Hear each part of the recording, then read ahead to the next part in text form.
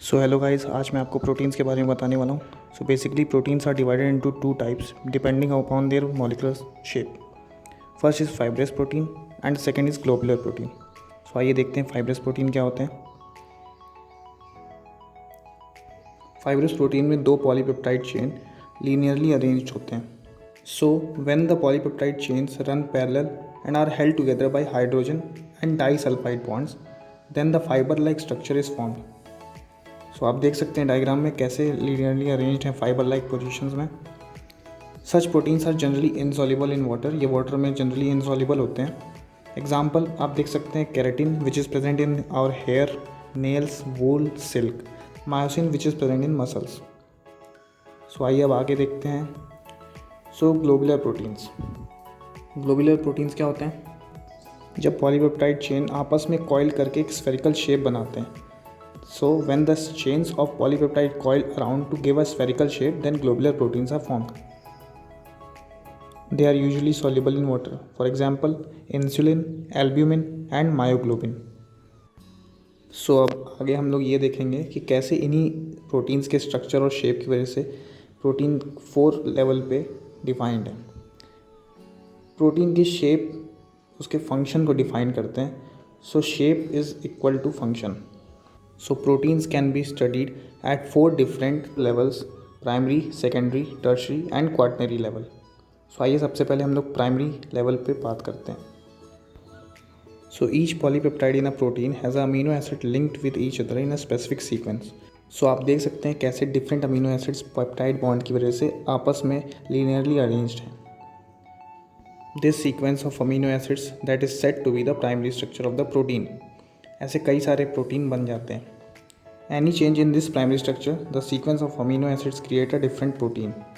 सो अगर आप किसी एक अमीनो एसिड को भी चेंज करते हैं तो प्रोटीन का फंक्शन ही बदल जाएगा। मैंने आपको पहले ही अमीनो एसिड का जनरल स्ट्रक्चर बताया था, जिसमें एक कार्बोक्सिल ग्रुप, एक अमीनो ग्रुप और एक आर ग्रुप साइड चेन होता है। सो आइए अब सेकेंडरी स्ट्रक्चर की तरफ चलते हैं। The secondary structure of protein refers to the shape in which a long polypeptide chain can exist.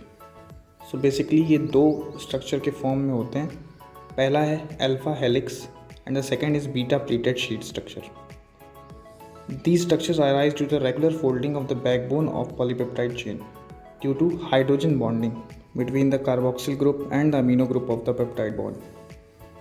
सो ये हाइड्रोजन बॉन्ड्स बैकबोन की तरह काम करते हैं and a polypeptide chain forms all possible hydrogen bond by twisting into a right handed screw helix. आप diagram में देख सकते हैं अल्फा हेलिक्स के and the beta pleated sheet in which intermolecular hydrogen bonds are present.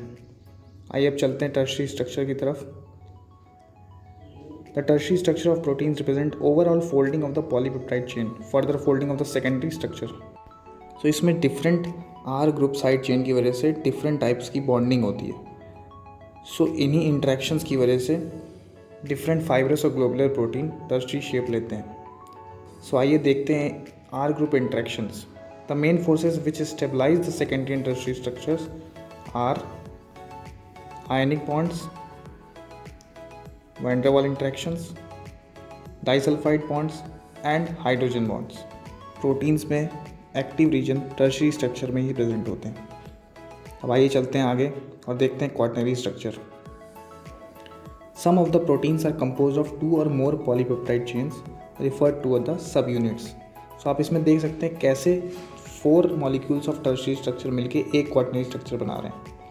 आप ध्यान से diagram में देखेंगे तो 2 अल्फा चेन और 2 बीटा चेन मिलके एक टर्शरी स्ट्रक्चर बना रहे हैं। So the special arrangement of these subunits with respect to each other is known as quaternary structure.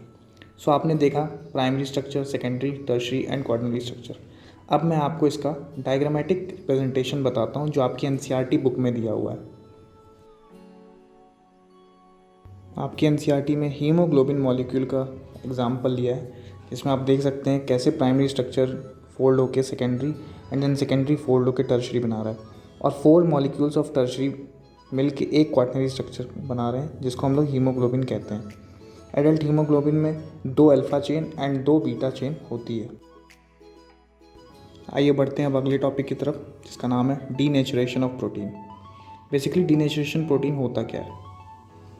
When a protein in its native form is subjected to a physical change like change in temperature or change in pH, then the hydrogen bonds are disturbed, and due to this globules unfold and helix get uncoiled, and the protein loses its biological activity. This is called denaturation of protein. Denaturation के वक्त secondary, tertiary और quaternary structure destroy होता है, but the primary structure remains intact. अब आइए हम denaturation के example देख लेते हैं। सो पहला एग्जाम्पल हो गया coagulation of egg white on boiling. आपने देखा होगा बॉइलिंग के वक्त कैसे लिक्विड फॉर्म ऑफ एग जो होता है वो सॉलिड फॉर्म में चेंज हो जाता है। अगला एग्जाम्पल है curdling of milk which is cause due to the formation of lactic acid. So आज मैंने आपको प्रोटीन और उसके स्ट्रक्चर के बारे में बताया।